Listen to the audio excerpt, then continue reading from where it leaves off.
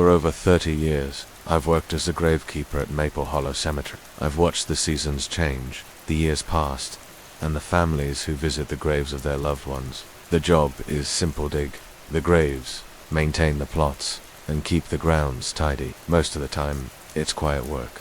The kind of job where you keep your head down, let the earth fill your mind, and try not to think too hard about the people lying beneath the soil. But one evening, just as the sun was slipping below the horizon, something happened that would change everything. It started with a headstone. A headstone that wasn't supposed to be there. It was late in the afternoon, the sun dipping low behind the trees, casting long shadows across the cemetery. I had just finished my last round of the day, checking the grounds and ensuring everything was in order. I was used to the quiet, the stillness of the place. The cemetery had a way of pulling everything into a kind of timelessness. Like the world outside didn't quite reach the grounds. There was a peace to it, almost like it existed outside the flow of time.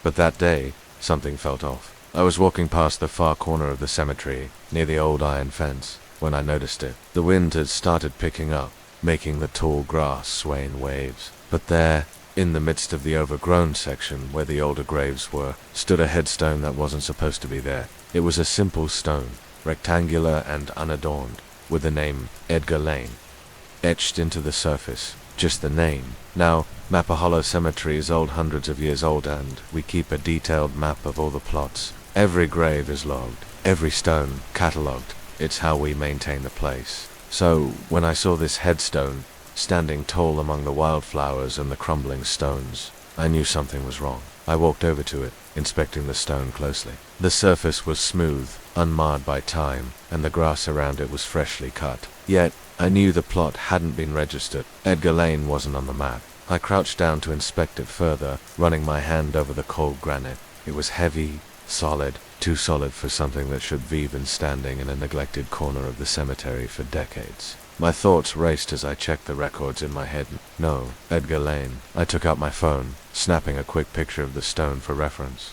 Maybe it was a mistake, a misplaced stone, a clerical error. But something felt wrong, deep in my gut. The cemetery had no record of this grave, and the stone had no business being there. I stood there for a long while, unsure of what to do. The wind picked up, rustling the old sycamore trees in the distance. The whole cemetery seemed to hold its breath. Then, without warning, the stone began to shift. It wasn't much, just a slight tremble at first. The stone tilting ever so slightly, but it was enough to make my heart race. I reached out instinctively, my fingers brushing against the cold surface, and that's when it happened. The stone moved, not with a loud crash or a great disturbance, but slowly, almost it slid across the ground, scraping against the earth, and before I could react, it was gone. I stood there, in the middle of the cemetery, alone.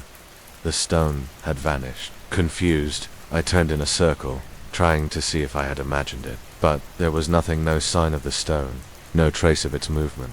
I checked the surrounding area, but the only thing I found was a faint imprint in the earth, like something heavy had been dragged. My heart pounded in my chest as I realized the implications. Someone had been there, someone had placed that stone, and then someone had moved it. I didn't know what to make of it, but I knew one thing for sure. I wasn't going to let it slide. I went straight to the office and checked the records again, hoping I'd missed something. But the name Edgar Lane wasn't listed anywhere.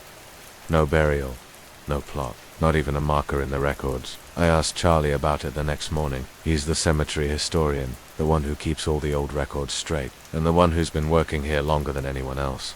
He's seen it all, or so I thought. Edgar Lane, he said, rubbing his chin. Haven't heard of him? But if that stone is real, it's probably an old one from the early days. We've had a few stones show up out of nowhere over the years. Sometimes the ground just remembers.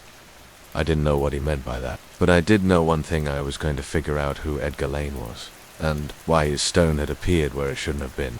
The next few days were quiet. I checked the spot where I had seen the stone disappear, but there was nothing. The earth had settled, and the ground looked as undisturbed as it always had. Still, I couldn't shake the feeling that something was wrong. That stone had not moved on its own. I went through the cemetery's records again, combing through old ledgers and maps, but Edgar Lane was nowhere to be found. I even asked around, trying to see if anyone had heard of him, but nothing. It was as though the man had never existed at all. It wasn't until I started digging through some of the older records that I found a mention of a grave that caught my eye. It was from 1910. In the section of the cemetery that had been established before the modern records were kept, the name was written in faded ink, but I could make it out. Edgar Lane, 1873-1910.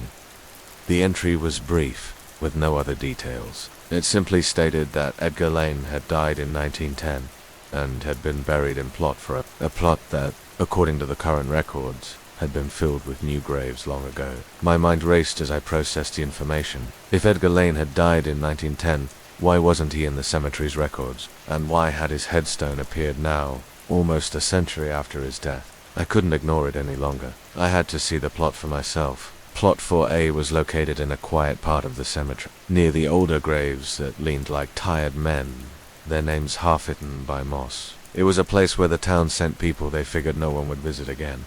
A forgotten corner. I walked over to the plot, my footsteps crunching on the gravel path.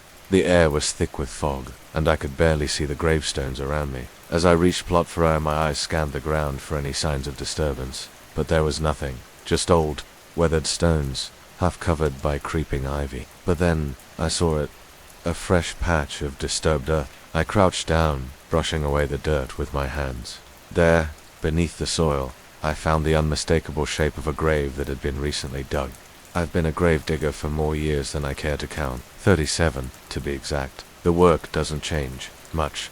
Dig a hole, lower the casket, cover it up, and move on to the next one. People think it's a lonely job, and I guess it is in some ways, but it's also peaceful in its own right. There's something calming about the earth, about the work that doesn't demand anything from you except your hands and your time. Most people don't understand it though. They think it's morbid. I've heard all the jokes. What est the hardest part about being a gravedigger? Getting down to the depth of the matter.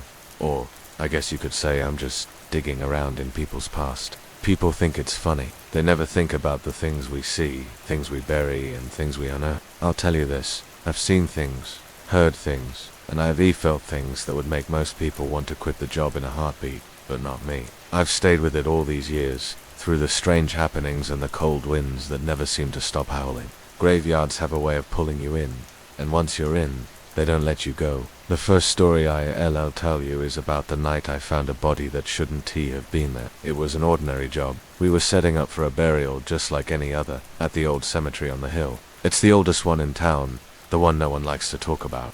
The air there feels heavier, like the ground itself is holding on to something it shouldn't.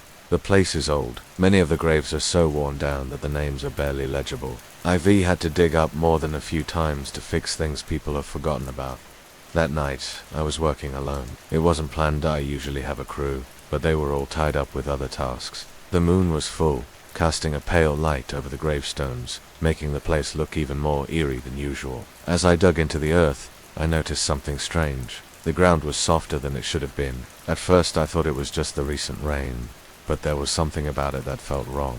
The shovel sank deeper into the soil than it should have. I kept going, but you can't stop once you start digging. I've had my fair share of oddities, and I knew I'd just have to power through it. But as I reached a certain depth, something happened that made me freeze. There was a sound soft at first, like a scraping noise, then a deep thud, followed by a muffled groan. I pulled back from the shovel, my heart racing. I stood there for a while, unsure of what I'd heard. Could have been an animal. Could have been the wind. But the air was thick, and it was still, so I went back to digging, thinking maybe I was just hearing things. Then I hit something solid. It wasn't a casket knot like any I'd seen before. The shape was wrong, and the material felt all wrong too. I dug a little more, my fingers trembling as I cleared away the dirt. What I uncovered was a small, worn box, nothing like the usual burial cascades I had dealt with in the past. It was made of cheap wood, the kind that might have come from a shack or a barn, not something designed to hold the dead. Curiosity gnawed at me. I'd been in this business long enough to know when something wasn't right. So, against my better judgment, I pried the box open. Inside was a body, but not just any body. It was shriveled, its features twisted into something unnatural. The face was contorted, almost frozen in agony, and the hands were curled into claws. It looked like the body had been buried for decades, not the mere few years that the burial records had suggested. My breath caught in my throat as I stared at it. the air around me suddenly feeling too cold, too heavy. This wasn't supposed to be here. I stepped back, my mind racing, and that's when I heard it again, the faint scraping sound. The ground beneath me seemed to shift, and the earth around the grave felt like it was moving, as if something beneath was trying to rise. That's when I ran. I didn't report it right away. I couldn't. Who would believe me? A body buried in the wrong place, and the earth itself seeming to come alive. It was too strange, even for me. But I knew what I had to do. I covered the body back up and left the site. I didn't sleep well that night, and the next morning, I went back to the cemetery to fill the grave like nothing had happened. But it wasn't just a one-time occurrence. No. The thing I found that night, the strange body and the unnatural feel of the ground, those weren't the only things I would encounter at that cemetery. There are things buried there, things that should have stayed buried, I know that now. The woman in plot 1-4, they call me Benny. I've been digging graves for 22 years at Rose Hill Cemetery. I don't scare easy. When you spend your life with the dead, you stop fearing them. It's the living that give you trouble. But there's one thing I can explain. Something I still think about every week. Plot 1-4B. That's where she showed up. It was an early spring morning. Dew still hanging heavy on the grass. I was drinking my coffee, watching mist snake between the headstones when I saw her. A woman in white, pale dress, hands clasped, looking like she'd stepped out of a black and white photo. She was standing by an old grave. I knew this spot. Used to be Anna Loudon's, buried back in 1932. But that grave had been emptied years ago. Her family exhumed the body, moved her to be with her husband across the state. But this woman kept returning. Same time, always alone. She'd stand there, hands trembling, mouthing something I couldn't hear. At first, I figured she was a relative, maybe didn't know the body was gone. One day, I got bold. "Ma'am," I said, tipping my hat. "That plot's empty now. The Loudon family moved her years back." She turned, and that's when I noticed it. Her eyes were red, but not from crying. Burst capillaries, veins like You ever see someone who's been crying for decades? "I know," she said, "but she's still here." That gave me pause. "Who do you mean?" I asked. She looked at me like I was the dumbest man alive. Anna, she never left. I didn't see her again for a while. But strange things started happening. Fresh lilies would appear on that grave, even though no one had access at night. The plot had been grassed over, no stone, no name, and yet, always lilies. Then came the crying. Every Thursday, just before sunrise, faint, low sobs. I'd walk the rows, flashlight in hand, heart pounding. But there was never anyone there. I asked old Curtis. He'd been working longer than me. He said, "That grave remembers. Some ground does." "What do you mean?" He puffed on his cigarette. "Sometimes, when people die angry or broken, part of them gets stuck. Not like ghosts, more like memories on repeat." "And the woman?" I asked. "She's not mourning Anna," Curtis said. "She is Anna," I laughed. Thought it was a joke, until I saw the record. I keep a logbook. Every visitor signs in at the gate. One night, out of curiosity, I flipped back through. March 12th, April 9th, May 14th, all Thursdays. Same signature every time. But here's the thing. The handwriting was identical to the registry in 1932. I took a picture, compared them side by side. Same loopy, same slant. I brought it to the office, showed the site manager. She told me to drop it, said there were some things better left alone. But it got worse. One morning, I found muddy footprints leading from the road to 1-4B barefoot, small, and at the center of the plot, someone had scratched into the soil. Where did I go? That night, I dreamed I was buried alive, scratching, clawing, waking up, choking on dirt. Next Thursday, I waited. Just past dawn, she appeared again. Same white dress, same sunken eyes. But this time, she wasn't crying. She looked right at me and said, "Tell them I'm still here." Then she vanished. Not in a puff, not in smoke, just gone. I checked the security cams. Glitched from 6:43 to 6:52 A.M. static. That's the last time I saw her. Now, every Thursday, I leave a lily on 14B. Don't know why. Maybe out of guilt. Maybe to keep her from coming back. But sometimes, when the fog's thick and the wind blows just right, I hear her. And she's not crying anymore, she's screaming. The baby in the flood grave. You learn things, working the grounds. Most folks think cemeteries are just lines of headstones, each with a neat story. Born, died, mourned. But truth is, some graves are just numbers. especially the old ones. Back behind the chapel, there's a row of what we call flood graves. That's not their official name, but it's what we grave diggers call them. See, back in the 1950s, there was a massive storm. Floodwaters took out part of the old town. They found dozens of bodies afterward, some too decomposed or damaged to ID, so the county dumped them here. Quick burials. No names. Just thin wooden crosses, long since rotted away. Now it's just grass and uneven soil. I didn't think much of that section until the day I found the rattle. I was digging a fresh grave nearby when my shovel hit something. Not a bone. Too light. I knelt down, brushed the dirt away. It was a baby rattle.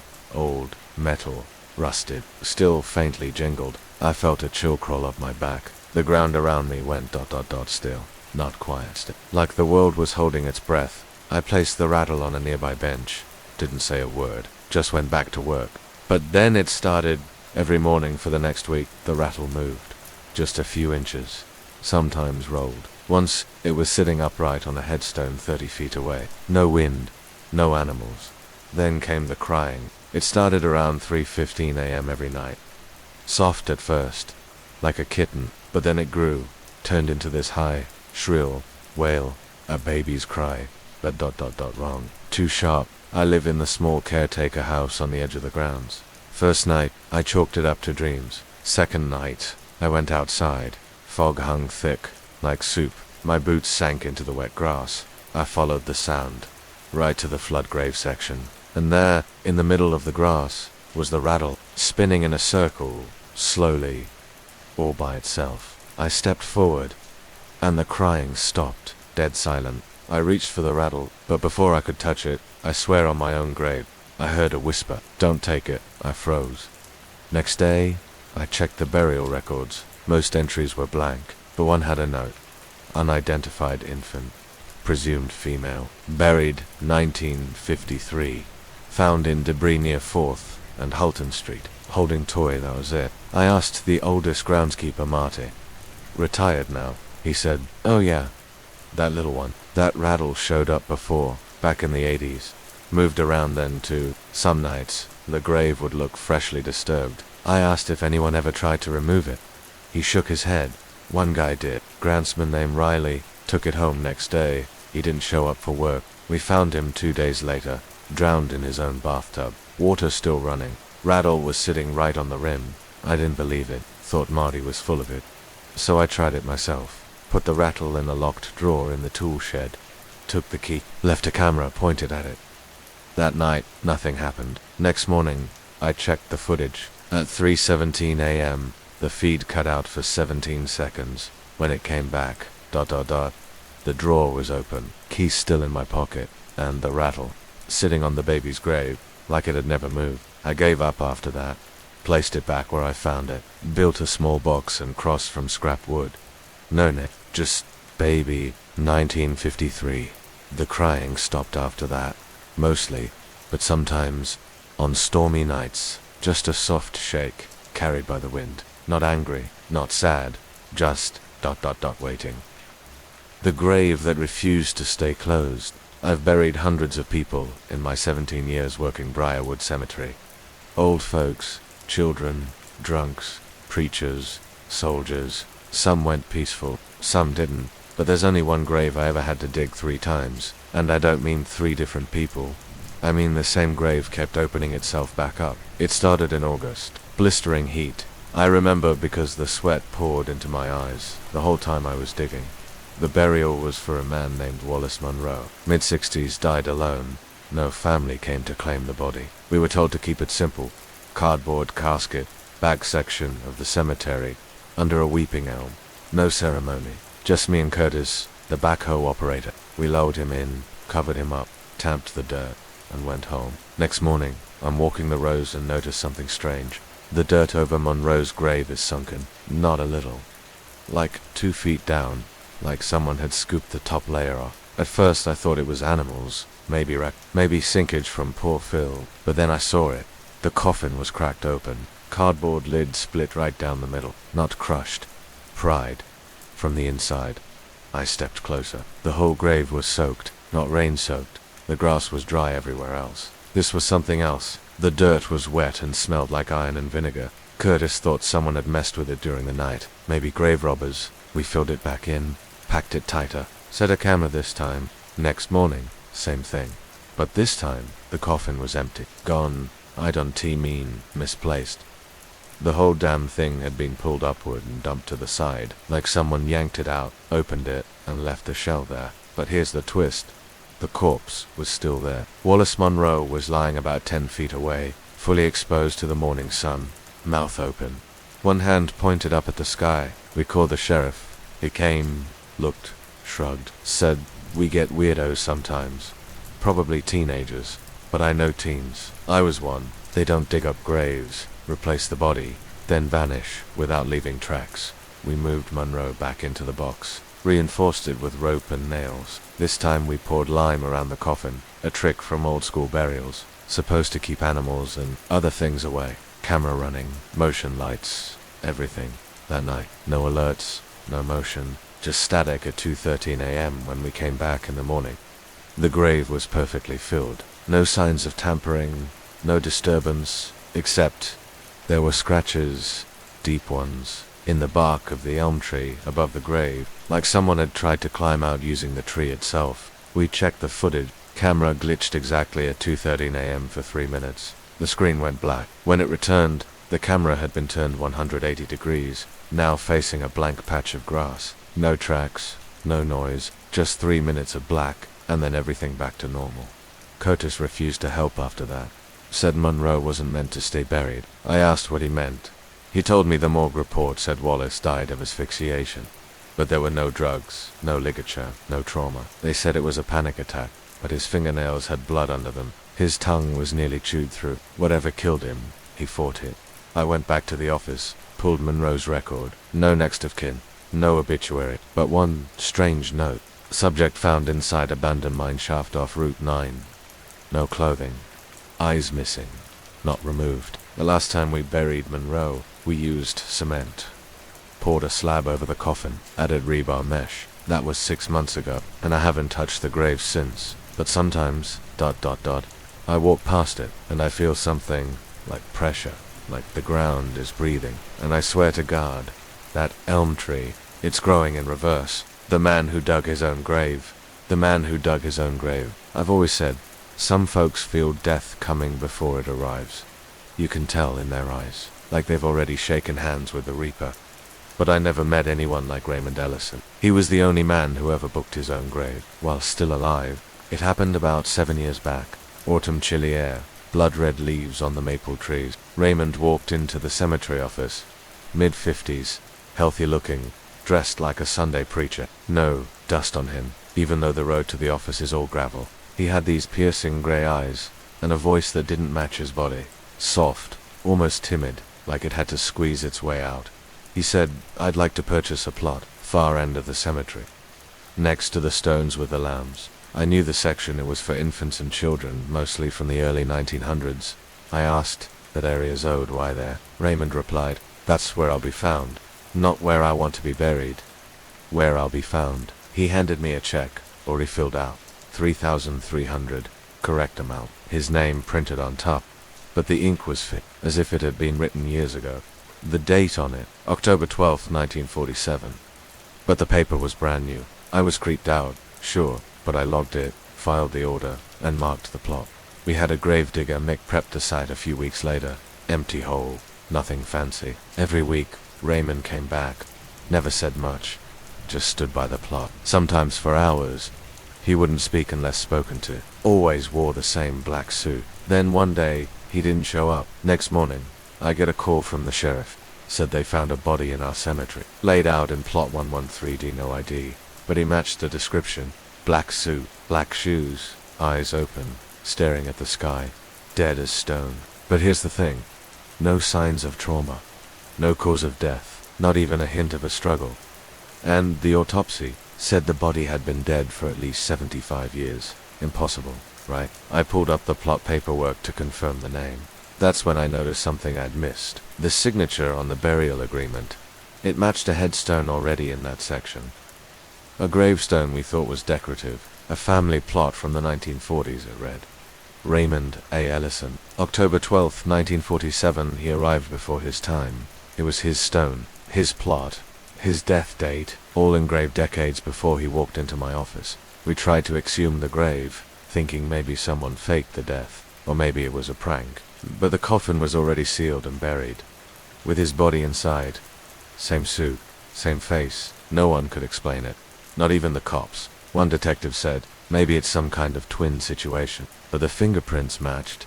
Exactly. I stopped asking questions after I saw the security footage from the day before he was found. Raymond is standing by his grave at sunset.